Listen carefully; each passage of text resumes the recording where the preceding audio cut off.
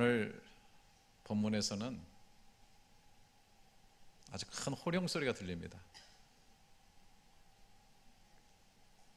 본문을 읽으면서 이 소리를 들으셨는지 모르겠어요. 이 소리는 여호수아가 이스라엘 백성을 향해서 외치는 큰 소리였는데요, 오늘 이 아침에 주 앞에 나온 여러분들의 귀에도 나를 향한 음성으로 크게 들릴 수 있기를 바랍니다. 3절에 여호수아가 이스라엘 자손에게 이르되 너희가 너희 조상의 하나님 여호와께서 너희에게 주신 땅을 점령하러 가기를 어느 때까지 지체하겠느냐, 이렇게 말씀하고 있는 것입니다. 이게 도대체 무슨 말입니까? 거슬러 올라가 보면은 이스라엘의 원조상이라고 하는 아브라함에게 하나님께서 큰 민족을 약속하셨고 또 땅을 약속하셨는데 그 땅은 가나안 땅이었죠. 그때부터 가나안은 이스라엘 백성에게 약속의 땅이 되었습니다. 아브라함은 바로 이 가나안에 가서 머물렀고 또 그 아들 이삭, 야곱, 또 12아들에게까지 갔지만은 그러나 그 고대 근동에 큰 기근이 들면서 특별히 그 아들 요셉을 통해서 그 족속들이 다 애굽에 가서 머물게 되죠. 애굽에서 400년을 머물게 되는데 그 중간에 요셉을 알지 못하는 새로운 그 이집트 왕이 나타나서 강대해지는 그 이스라엘 백성들 때문에 그들을 탄압하기 시작하고 그들을 노예로 부리기 시작하죠. 결국은 하나님의 때가 참에 하나님께서 그들을 이집트에서 끌어내시게 되었고 약속의 땅 가나안으로 가게 하는데 가나안에는 이미 거기에 자리 잡고 있는 강대한 가나안 족속들이 있어서 결국은 점령의 전쟁을 치를 수밖에 없었습니다. 하나님의 큰 은혜와 능력으로 가나안에 진입을 했고 많은 땅들을 차지했지만은 아직도 완성이 된 것이 아니었다라고 하는 것이죠. 자, 그 내용을 1절부터 다시 3절을 읽어보시면은 이스라엘 자손의 온 회중이 실로에 모여서 거기에 회막을 세웠으며 그 땅은 그들 앞에서 돌아와 정복되었더라. 그러나 이스라엘 자손 중에 그 기업의 분배를 받지 못하니까 아직도 7지파라. 그래서 여호수아가 이스라엘 자손에게 이르되 너희가 너희 조상의 하나님 여호와께서 너에게 주신 땅을 점령하려 가기를 어느 때까지 지체하겠느냐라고 얘기하는 겁니다. 12지파 중에서 5지파는 어쨌든 점령해서 분배를 하고 있는데 7지파는 아직도 머뭇거리고 있다, 땅을 차지하지 못하고 있다고 하는 얘기입니다. 이것에 대한 자세한 설명이 7절에 나오고 있습니다. 7절을 보시면 레위 사람은 너희 중에 분깃이 없나니 레위인들은 그 다른 11지파가 주는 11조나 헌금을 가지고 생활을 했기 때문에 따로 뭐 점령해서 땅을 분배받거나 그러질 않았어요. 그것으로서 그냥 살았습니다. 여호와의 제사장 직분이 그들의 기업이 됨이며 각각 루벤과 므낫세 반 지파는 요단 저편 동쪽에서 이미 기업을 받았나니 이는 여호와의 종 모세가 그들에게 준 것이니라. 그래서 이 레위 지파를 포함해 가지고 여기 보면은 갓, 루벤, 므낫세 반 지파는 다 요단 동쪽의 땅들을 분배받고 차지하고 있었다는 것이죠. 이들이 대부분 좋은 땅을 차지하고 있었고 게다가 소위 요셉 지파라고 하는 므낫세, 에브라임 지파들은 더 또 좋은 땅을 요구하면서 여호수아에게 불평을 하고 있었던 그런 상황이었습니다. 나머지 7지파가 문제죠. 이 7지파들은 다른 지역을 점령하고 힘들게 전투를 하고 피를 흘려야 되는 이런 것들을 점점 원하지 않게 되어지고 또 이미 점령한 지파들에게 더불어 살면서 그럭저럭 먹고 살다 보니까 마음이 해이해지고 그리고 이 점령의 일들을 미루고 있었다라고 하는 것입니다. 그렇기 때문에 여호수아가 왜 지체하고 왜 머뭇거리고 있느냐라고 질타를 하고 도전하고 있는 그런 말씀입니다. 우리에게 여러 가지 교훈을 주는 말씀이라고 생각을 해요. 이스라엘은 하나님의 백성이고 당연히 하나님께서 주신 비전과 목적대로 살아야 되죠. 그 당시에 비전과 목적은 뭡니까? 그 약속의 땅 가나안을 완전히 점령해서 온 세계의 중심부로 만들고 거기서부터 하나님의 나라를 확장시켜 나가고 영향력을 만들어가는 그런 삶을 살아야 되는데 그런 일에 지체하고 있다는 것입니다. 여기 지체한다고 말을 한마디로 말하면 마음이 풀어진 거예요. 긴장이 풀어진 거예요. 열정이 식어버린 겁니다. 이렇게 된 데는 여러 가지 이유들을 우리가 찾을 수가 있겠지만 우리가 한 가지 잊지 말아야 될 분명한 것은 하나님의 뜻은 아니었다. 하나님은 궁극적으로 이 가나안을 약속의 땅으로 이스라엘 백성에게 완전히 주시기를 원하시는 것이죠. 그렇기 때문에 그 이집트에서 400년 동안 종살이라고 나올 때에 하나님께서 계속해서 10가지 재앙을 막 부어가지고 어떻게 이스라엘과 이집트가 다른가를 정확하게 알려주셨고 그들을 끄집어내준 겁니다. 여러분, 전무후무한 홍해를 가르는 이 엄청난 기적을 통해서 그들을 끄집어냈는데 끄집어내는 것에 목적이 있는 것이 아니고 그들을 가나안으로 들여보내기 위해서 하나님이 끄집어낸 거예요. 뿐만 아니라 광야에 쏟아져 나와가지고 정말 하나님의 엄청난 기적들을 맛보면서 매일매일 주어지는 만나를 먹고 구체적인 불기둥과 구름기둥의 인도하심을 받으면서 반석이 쪼개져서 시냇물을 내고 그리고 메추라기 때가 떨어지고 수많은 하나님의 기적들을 경험하면서 훈련을 했고 드디어 그들이 요단강 보리추수에 창일하게 차오르는 그 요단강물을 가르고 그들이 요단강을 건넜고 난공불락의 요새인 여리고를 격파하고 아이를 쳐부수면서 가나안의 허리를 자르고 들어가서 정복전쟁을 해가지고 큰 전쟁의 줄기는 다 승리하는 그러한 상황이 되었어요. 이제 정말 완전히 정복해가지고 하나님의 나라로 만들어야 되는 그런 상황이 있는데 아니 12지파 중에서 반이 넘는 7지파가 아직도 분배를 받지 못하고 자신들이 거해야 될 그러한 점령지를 갖지 못한 상태 가운데 뒤로 물러나 있다. 참으로 안타까운 일이라는 거예요.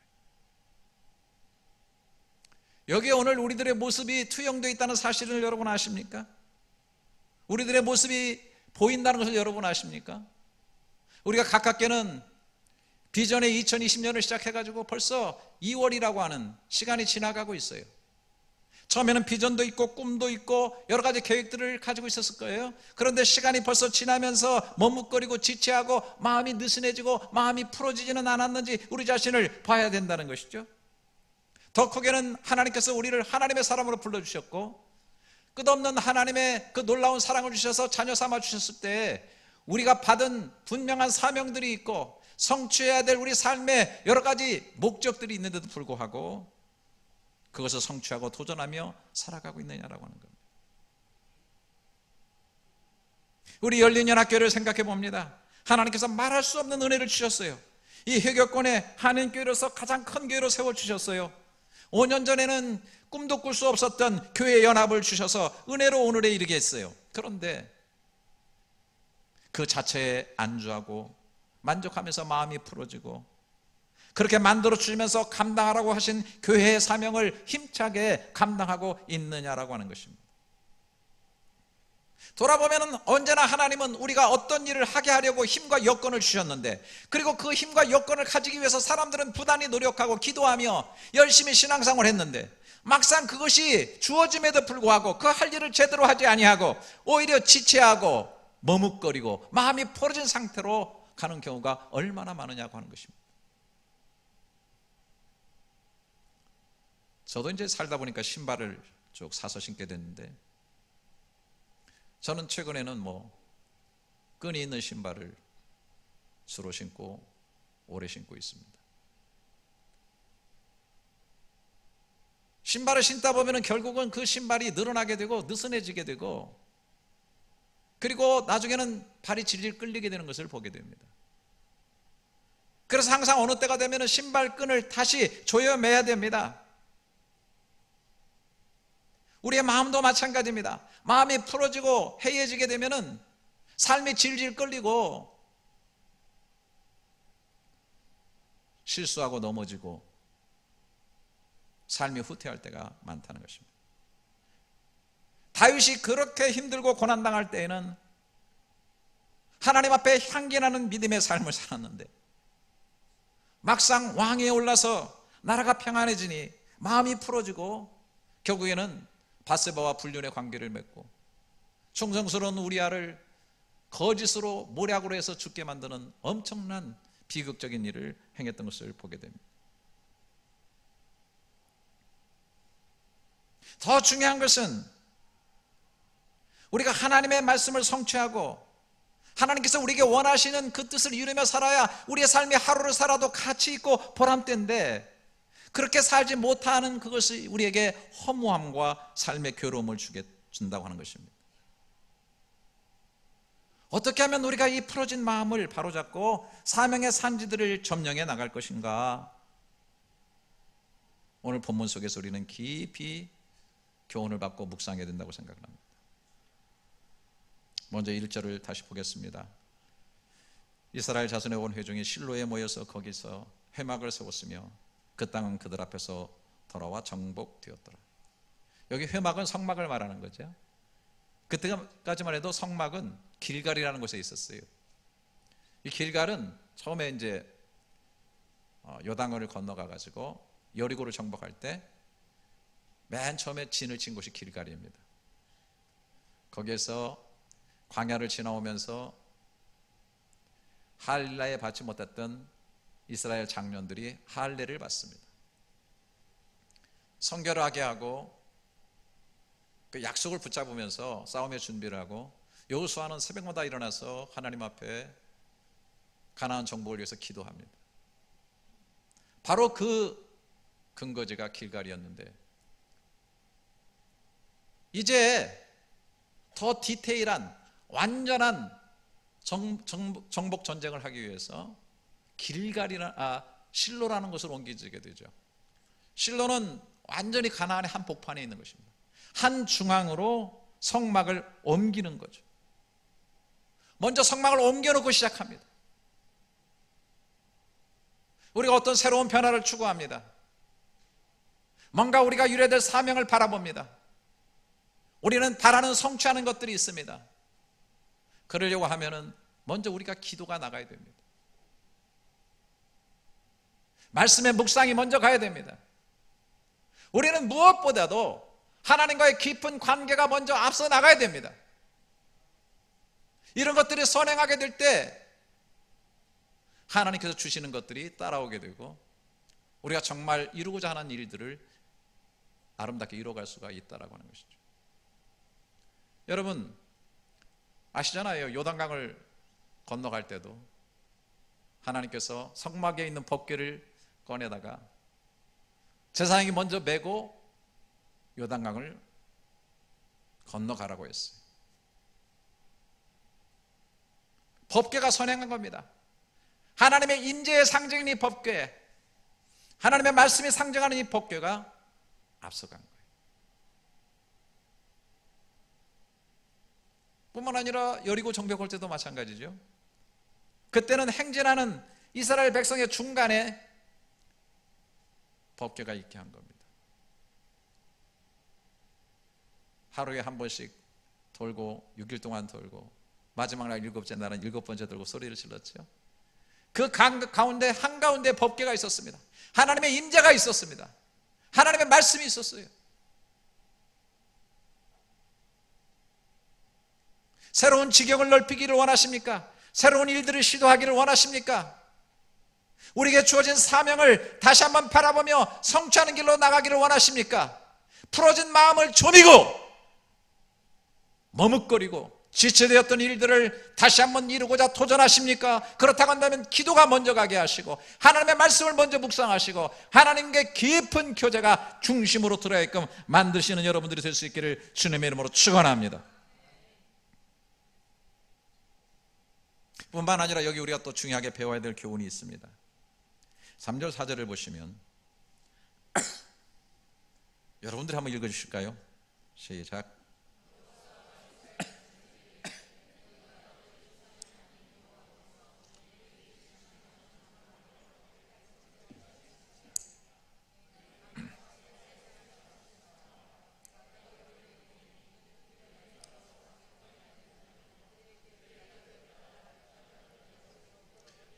일곱 지파에게 세 사람씩 선정해 가지고 점령해야 될 그 땅들을 가서 그 땅을 그려 가지고 돌아오라, 이렇게 얘기하는 것입니다.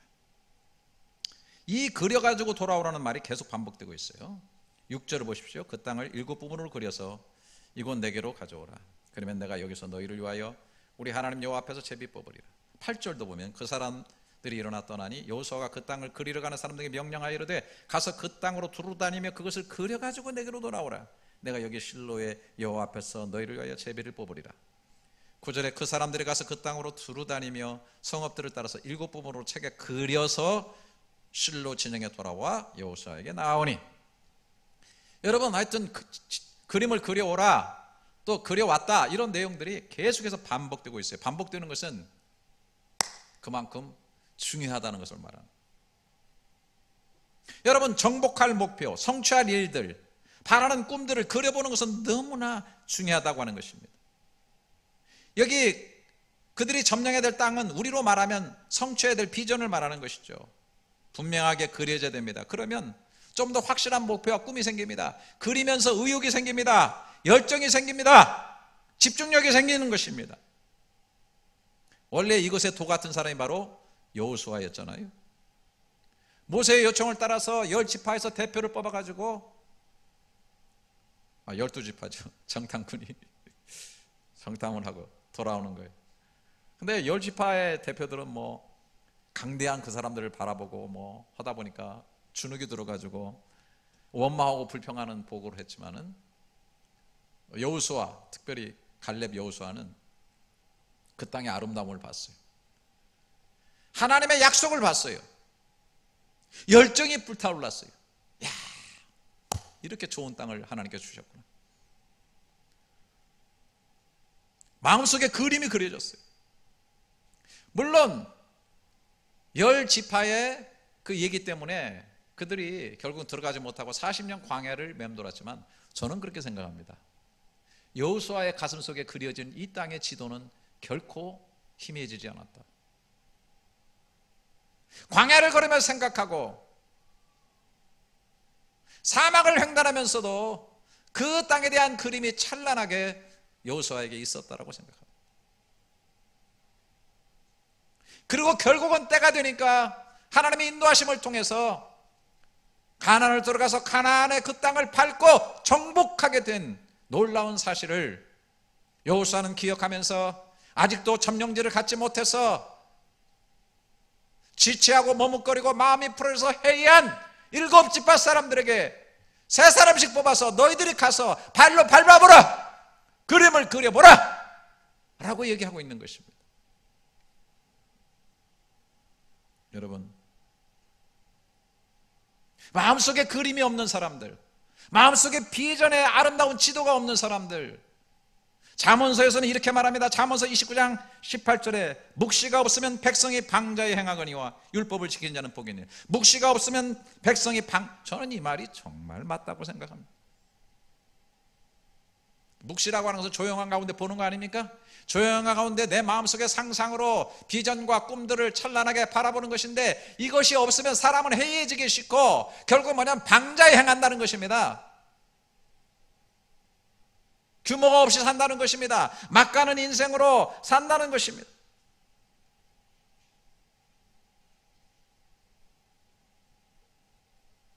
세상의 학문이나 뭐 심리학 같은 데 특히, 그 다음에 뭐 인생 처세술 같은 데 이런 게 보게 되면은 이걸 많이 강조합니다. 마음속에 그림을 그려라, 상상을 해라, 꿈을 꾸어라, 꿈은 이루어진다, 뭐 이런 얘기를 합니다. 이게 어떻게 보면은 우리가 신앙을 가지고 있는 사람들한테는 이게 너무 적극적인 퍼스비리티 띵킹이니까 이게 신앙하고는 좀 너무 빗나가는 거 아닌가, 너무 기복적인 거 아닌가, 또 그렇게 생각하는 사람도 많이 있습니다만은 저는 근본적으로 얘기하고 싶어요. 여러분, 상상을 주신 이가 누구십니까? 마음속에 그림을 그릴 수 있는 능력을 주신 이가 누구십니까? 어느 피조물이, 어느 동물들이 마음속에 그림을 그리고 미래를 꿈꾸며 바라보면서 상상력을 가질 수가 있습니까?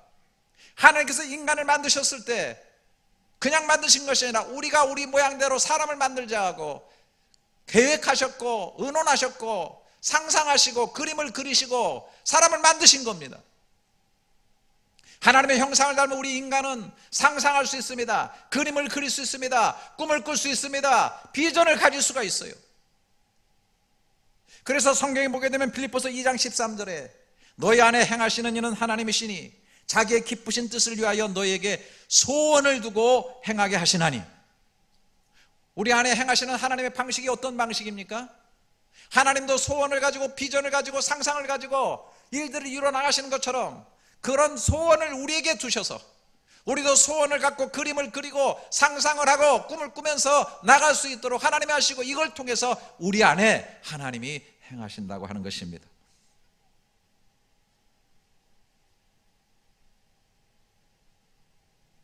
그런데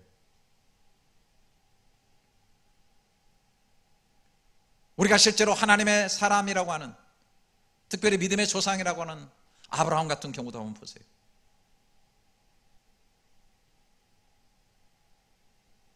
아름다운 그림을 하나님께서 아브라함에게 그려주시는 거예요.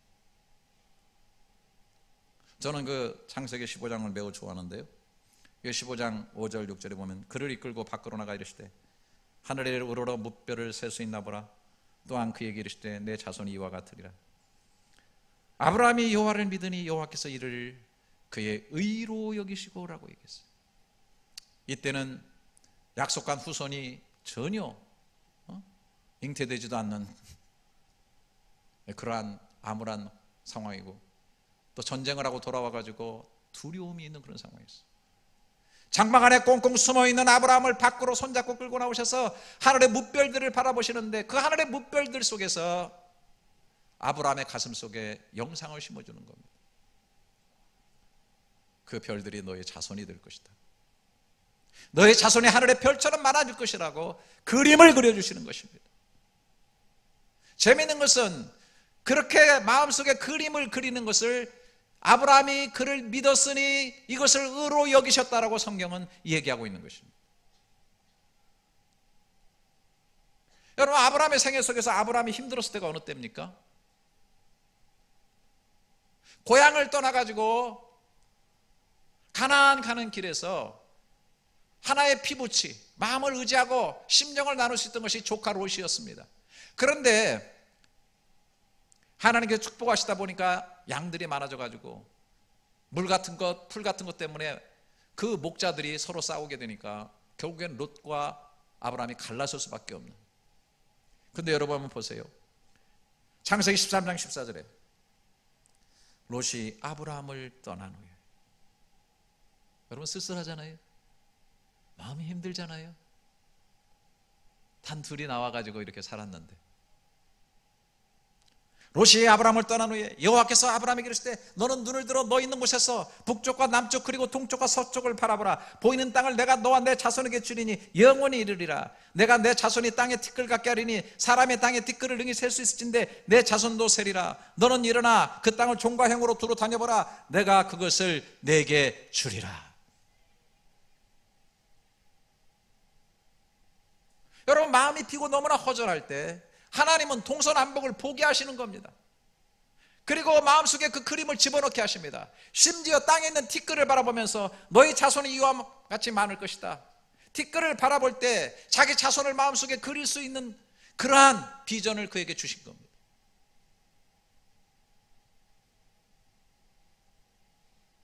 하나님은 아브라함 속에 이루어질 약속에 대한 그림을 하늘의 별들 그리고 땅의 티끌들을 통해서 그리고 동서남북에 있는 아름다운 대지들을 통해서 그려주시고 보여주신 거예요. 여러분, 우리 한국 분들 대부분 어떻게 삽니까? 그냥 열심히 일하고 공부하고 해가지고 대학 졸업하고 직장 들어가서 가정 꾸립니다. 그 애 낳기 시작하면은 벌써 애한테 종속이 됩니다. 그 아이 하나 잘 키우려고 막 몸부림칩니다. 그러면서 오직 목표가 뭡니까? 월세에서 전세 가고, 전세에서 이제 집 사고, 이제 집 사게 되면 이제 화장실 하나에서 둘로 늘리고, 셋으로 늘리고, 넷으로 늘리고, 넷 정도 가지도 못해요. 가다가 죽어요 다.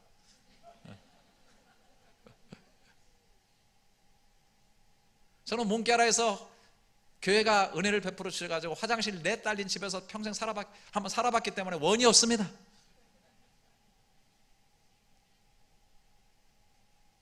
아이들 다 키우고 아이들 떠나고 나면요, 빈 둥우리 증후군이 딱 생깁니다.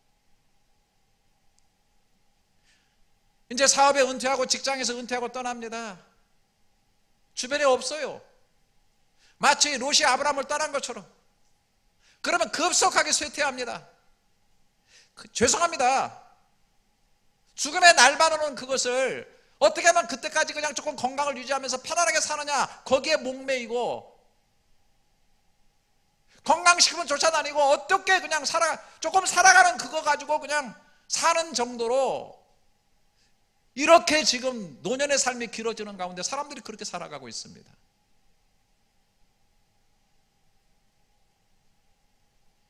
이게 행복한 겁니까? 이게 사명 다 했다고 볼 수 있는 겁니까? 저는 그렇지 않다고 생각합니다. 벌써 아이들 다 떠나고 거칠 것이 없고, 그래도 하나님이 경륜을 주셨고 어느 정도 재산도 주셨고 어느 정도 힘을 주셨으면 이때부터가 정말 사명을 감당해야 되는, 하나님이 정말 나에게 주시는 그 꿈을 이루어갈 수 있는 그런 삶으로 우리가 들어가야 될 때라고 하는 것입니다. 저는 가끔 CBS나 CTS 이런 걸 방송을 보게 되면 참 기이한 일을 봅니다. 마음이 아픈데도요, 제가 지금은 그런 것을 이해를 많이 하겠어요.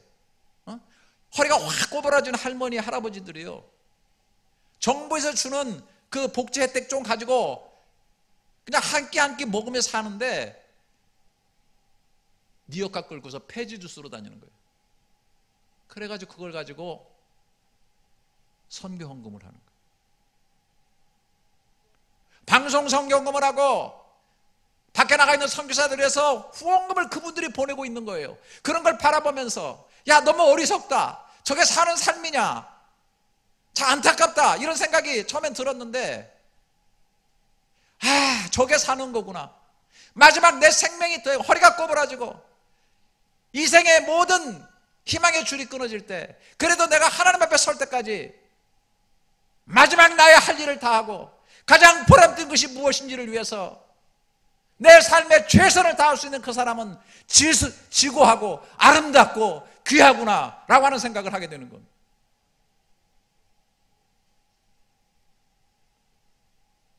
그렇기 때문에 정말 성령 받고 하나님의 사람 된 사람들은 여러분 비전과 꿈을 끝까지 가지고 사는 겁니다.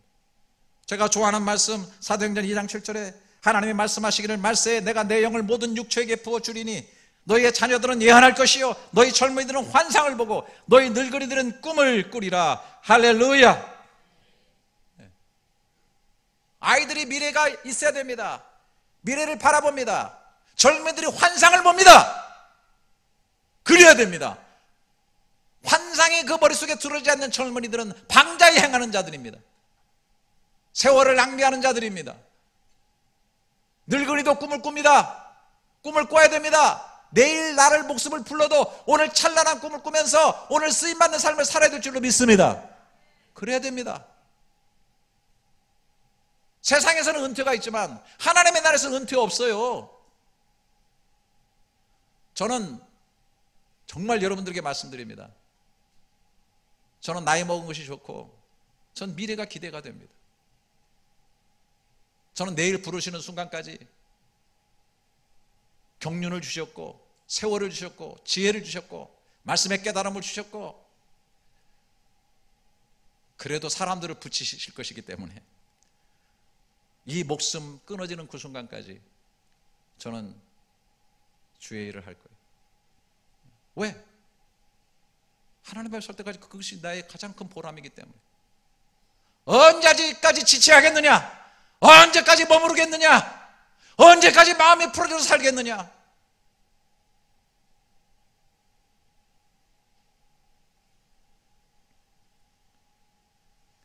여러분, 그림을 그려오라.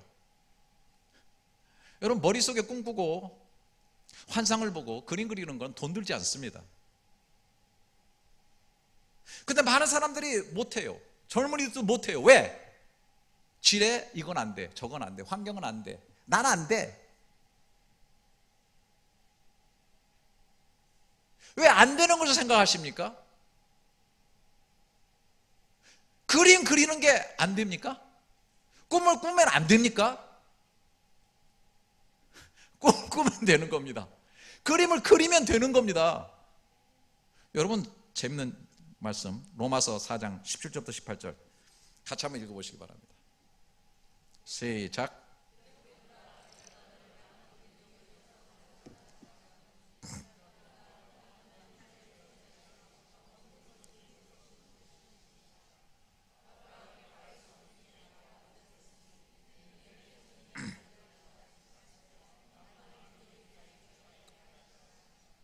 우리는 믿음의 후손들입니다. 아멘. 믿음의 조상 아브라함, 우리의 본복이에요. 아브라함이 18절에 아브라함이 바랄 수 없는 중에 바라고 믿었다. 이거 굉장히 생각을 많이 해야 됩니다. 환경은 바랄 수 없어요. 지금 상태는 바랄 수 없어요. 인정합니다. 그럼 거기서 끝나면 끝나는 거예요. 그러나 믿음은 뭡니까? 바랄 수 없는 중에 바라고, 바랄 수 없는 중에 그림을 그리고, 바랄 수 없는 중에 꿈을 꾸고, 바랄 수 없는 중에 믿음으로 나가는 겁니다. 할렐루야. 왜요? 그가 믿음 바 하나님은 죽은 자를 살리시며 없는 것을 있는 것으로 부르시는 이시기 때문입니다.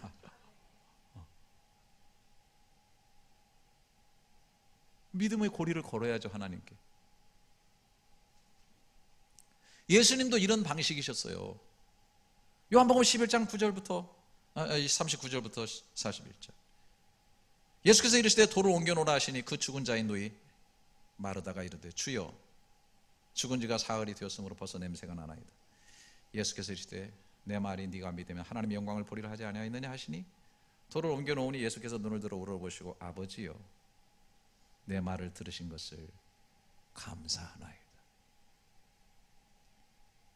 지금 돌을 굴려놓으니까 나사로가 썩어가지고 냄새가 납니다. 예수님은 하나님께서 기도할 때 내 말을 들어주신 것을 감사하나이다. 뭘 보신 겁니까? 믿음의 눈으로 나사로가 걸어 나온 것을 본 겁니다. 머릿속에 그림을 그리신 겁니다. 물론 저와 여러분은, 저는 정말 그런 믿음 없습니다. 저는요, 믿음이 없어요. 그래서 사람 앞에서는 제가 그렇게 감히 못할 겁니다. 그러나 그런 그림을 못 그리는 사람은 아니에요. 꿈을 꿀 수 있는 사람입니다. 여러분, 기왕이면 좋은 꿈을 꾸십시오. 기왕이면 말씀이 이루어지는 꿈을 꾸십시오. 할렐루야. 네. 하나님이 일하시는 꿈을 꾸십시오. 나는 안 되지만 하나님은 일하시니까 일하시는 꿈을 우리가 믿음으로 찬란히 바라보면서 꿈을 꾸며 나가는 겁니다. 오늘 제가 좋아하는 구절만 연타석으로 날리겠습니다. 히브리서 12장 2절 같이 한번 꼭 읽어주시겠습니까? 꼭 읽어주세요. 이거는 졸지 마시고. 네. 마스크 뒤에 감춰졌다고 눈을 못 보는 건 아닙니다. 한번 읽어주시죠. 시작.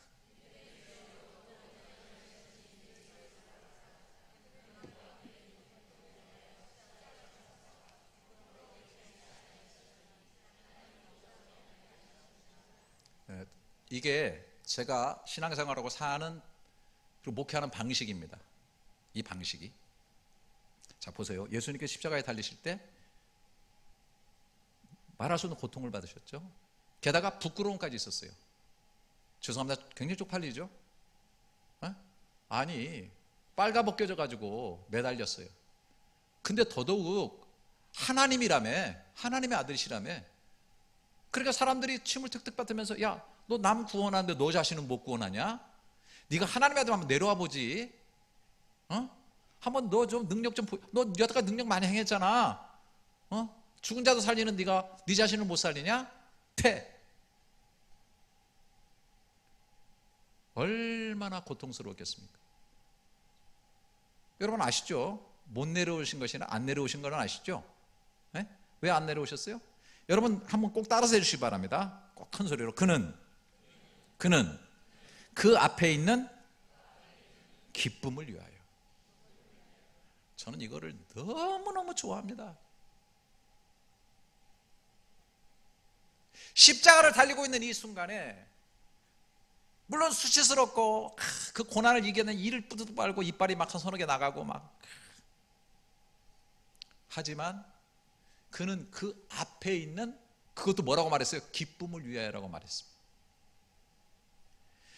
뭘 보신 겁니까? 머릿속에 그림이 그려진 겁니다. 자신이 하나님의 미랄로 땅에 떨어 죽으면 죽어서 썩어버리는 것이 아니라 많은 열매가 거두어진다는 것을 믿음으로 그리신 거예요. 그리고 그 열매 중에는, 그 구원의 열매 중에는 저는 확신합니다. 김기홍이도 그려져 있었어요. 여러분들도 주님이 다 머릿속에 그리신 줄 저는 확실히 믿습니다. 주님이 그러기 위해서 죽은 거예요. 그래서 부끄러움 같은 건 개의치도 안 했어요. 이겨버렸어요. 우리가 어떤 일을 바라보고 그것이 성취되는 것에 기쁨을 우리가 이 자리에서 느낄 수만 있다면, 내가 그 일을 이루러 가는 일에 있어서 헌신되어지는 거, 고난받는 거, 고통받는 거, 힘든 거 다 이길 수가 있습니다.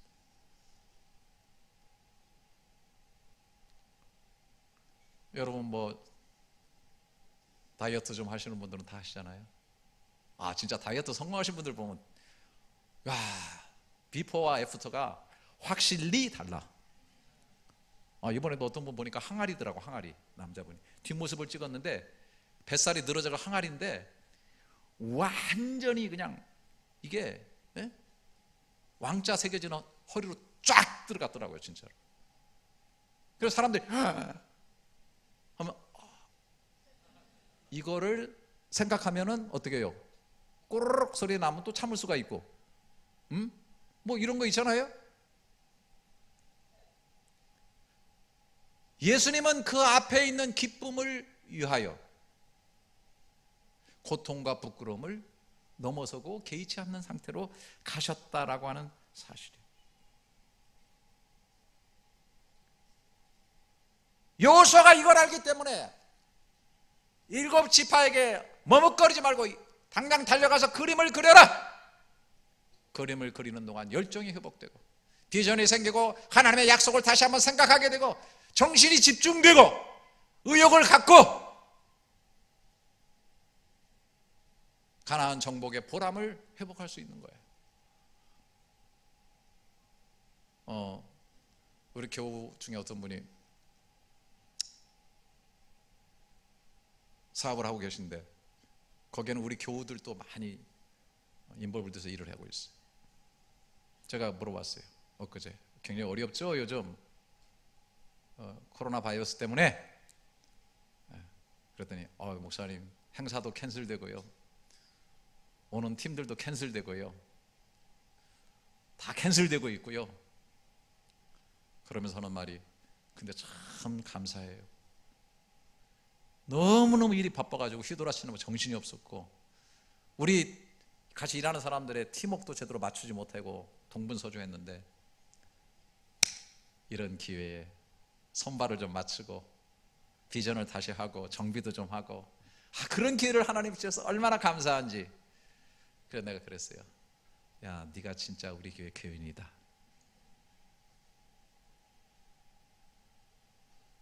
여러분, 이제 코로나 바이러스 때문에 우리도 어쩔 수 없어요. 토요 교회 학교가 좀 쉬어야 됩니다. 목장이 좀 쉬어야 됩니다. 마스크 쓰고 참여할 수 없는 집회는 좀 쉽니다. 밥은 마스크 벗고 먹어야죠. 그 주일날 밥도 좀 중단합니다. 오늘까지만 먹습니다. 맛있게 드시기 바랍니다. 근데 여러분, 모이는 것과 사람들과 교제하는 것을 꺼리끼는 이런 현상이 고착화되면 안 돼. 이제는 우리가 하나님 앞에 개인적인 신앙을 다시 한번 회복하면서, 여러분 이런 시간에 여러분 말씀을 읽으면서 머릿속에 인생의 그림을 많이 그리시기를 축복합니다. 교회 학교 다시 정비하세요. 교사들 기도하세요. 지금까지 너무 바쁘게 움직이다가 제대로 애들 교육하지 못했고, 모이긴 모였고 귀하게 모였는데 좋은 영양분의 말씀을 주지 못했던 것 지금 준비하세요. 이 방학 기간에 노는 시간이 아니에요. 코로나 바이러스의 두려움의 시간이 아니에요. 성령 안에서 찬란하게 머릿속에 그림을 그리시는 그런 준비하는 시간들이 될 수 있기를 축복합니다. 목장도 마찬가지입니다. 우리가 모였을 때가 얼마나 행복했던가, 그때를 생각하시면서 다시 모일 때 우리는 어떻게 기도해야 되고 어떻게 더 좋은 모임을 만들어야 되는가 그림을 그리시고 준비하는 시간이 될 수 있기를 주님의 이름으로 축원합니다. 밥하는 이들이여, 어떻게 하면 더 맛있고 질적인 밥을 성도들이 먹어준 것이 얼마나 행복한 시기였는가 라고 생각하시면서 잘 준비하시는 시간이 되시고 그림을 그리시고 해서 우리 교회가 다시 한번 일어서고, 정말 아직도 우리 교회 속에 부여된 미개척의 부분들의 정복이 이루어지는 아름다운 역사가 있기를 주님의 이름으로 축복합니다. 기도하겠습니다. 하나님, 저희에게 마음의 그림을 그릴 수 있는 상상력을 주시고 믿음으로 그림을 그리며 살 수 있는 은혜 주심에 감사드립니다. 하나님 안에서 말씀을 읽고 기도하면서 되고 싶고 이루고 싶고 주님이 원하시는 일들을 나와 환경을 바라보면서 머뭇거리고 지체하고 마음이 풀어지게 하지 마시고 하나님을 믿고 이제는 그림을 그리면서 믿음을 가지고 나가게 해 주시옵소서. 성령으로 인한 꿈과 환상의 그림들이 모든 성도들의 영상에 그려지게 하시고 모두 정복하고 다스리는 열매로 나가게 해 주시옵소서. 예수님의 이름으로 기도드립니다. 아멘.